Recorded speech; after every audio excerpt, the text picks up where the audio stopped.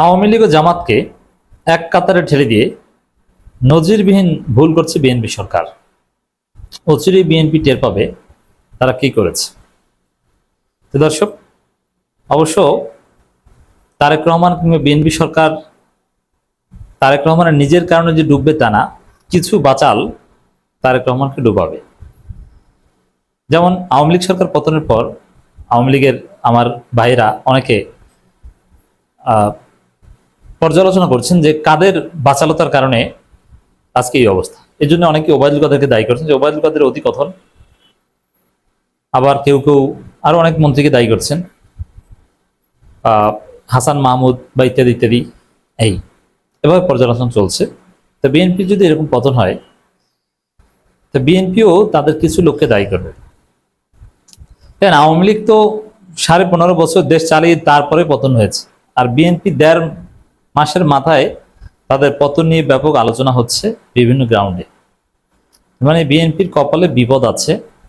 BNP সম্ভবত সঠিক লাইনে না আসলে টিকতে পারবে না, তাদের পতন হবে, তাদেরকে হটানো হবে। এই কথা প্রথম আলো ডেইলি স্টার এই আলাপ এখন সামনে আছে। বিএনপি সরকারকে হটানো সম্ভব কিনা সেই আলাপ এখন এক্সপেরিমেন্ট করা হচ্ছে, তাও প্রথম আলো করছে। আপনি চিন্তা করেন যে বিএনপি কতটা ঝুঁকিতে আছে। আর বিএনপিও সেম ধ্বংসের দিকে পা বাড়াচ্ছে। বিএনপির এক বঞ্চিত নেতা, তাকে ঢাকা দক্ষিণ সিটি কর্পোরেশনের প্রশাসক বানিয়ে তারেক রহমান মূল্যায়ন করেছে।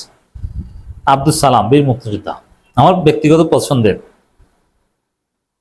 টকশোমেট, তিনি বলছেন যে আওয়ামী লীগ এবং জামাত দুই দলেই বাংলাদেশের স্বাধীনতার বিরোধিতা করেছে, চায়নি।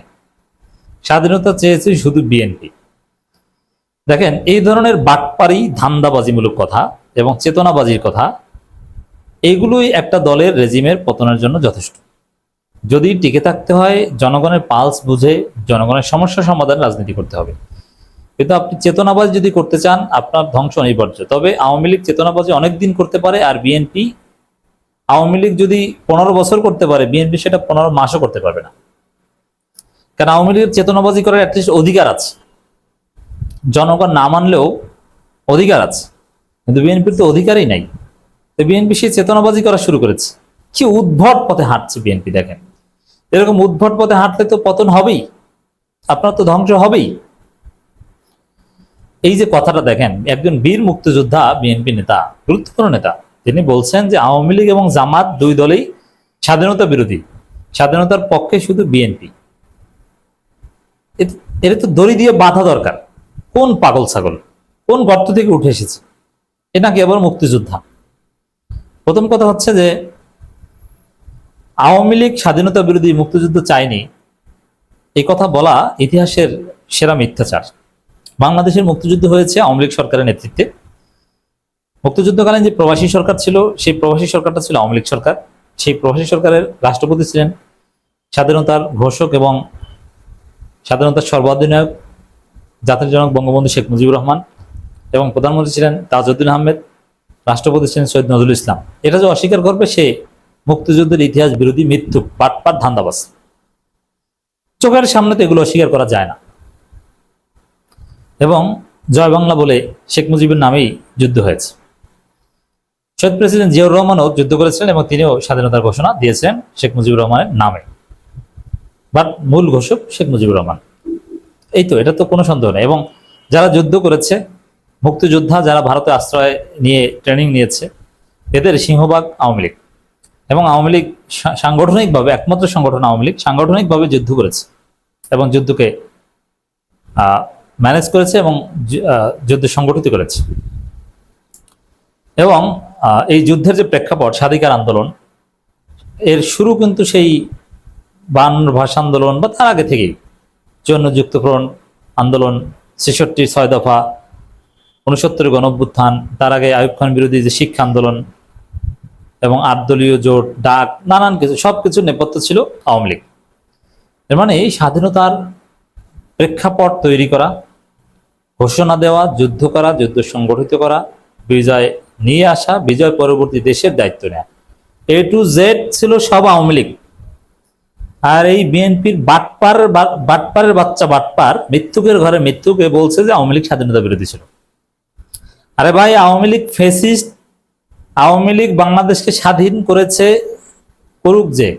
আওয়ামী লীগ যদি বাংলাদেশকে যদি একদম আমেরিকাও বানিয়ে দেয়, তারপরও আওয়ামী লীগ অন্যায় করলে তো আমরা ছাড় দিব না। আওয়ামী লীগ বাংলাদেশ স্বাধীন করে দিয়েছে, ফ্যাসিস্ট হয়ে উঠেছে, গণহত্যা করেছে, আমরা তাদেরকে লাথি দিয়ে সরিয়ে দিয়েছি। কোনোদিন আর আওয়ামী লীগের রাজনীতি বাংলাদেশে আমরা টলারেট করবো না। এইটাই তো নিয়ম। অন্যায় করেছে, ভালো কাজ করেছে, এই জন্য কি তারপরে অন্যায় মাপ না? কিন্তু আপনি এগুলো কি বলছেন আব্দুল সালাম সাহেব, যে আওয়ামী লীগ স্বাধীনতা বিরোধী ছিল? আপনাকে কে শিখিয়েছে ইতিহাস? এই যে উদ্ভট কথাবার্তা বলা, এগুলো তো আপনাদের ধ্বংস করবে। বরং এগুলো নিয়ে আপনি চুপ থাকেন, এগুলো তো কোনো প্রয়োজন নাই। আমাদের মুখ থেকে কেন বলালেন এই আওয়ামী লীগের যে প্রশংসা করলাম এতক্ষণ, এটা তো আমরা বলতে চাইনি, কারণ আমরা আওয়ামী লীগকে রাজনীতিতে কোনোদিন আর ফিরতে দেব না। কিন্তু আপনার কারণে এগুলো বলতে হচ্ছে। জামাত স্বাধীনতা বিরোধী ছিল, এটাও আপেক্ষিক। জামাতের অনেকে ব্যক্তিগতভাবে মুক্তিযুদ্ধ করেছে, আর দল হিসাবে জামাত স্বাধীনতা বিরোধিতা করেছে, বাট ফৌজদারি অপরাধ জামাতের বিরুদ্ধে ওইভাবে প্রমাণিত নয়, আর থাকলে বিচার হবে। কিন্তু বিএনপি একমাত্র, মানে এই যে আমরাই একমাত্র, অন্য সবাই খারাপ, আমরাই একমাত্র, এটাই ধ্বংসের কারণ হবে। আরে ভাই, বিএনপি তো মুক্তিযুদ্ধের প্রায় 8 বছর পর কায়েম হয়েছে।